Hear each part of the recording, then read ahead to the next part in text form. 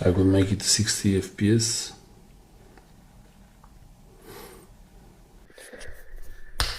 Second clip.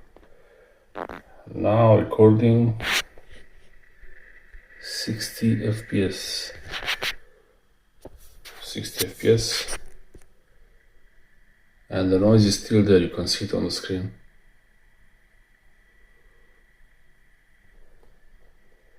So I hold it like this, not touching the microphone parts, and using the 24mm lens.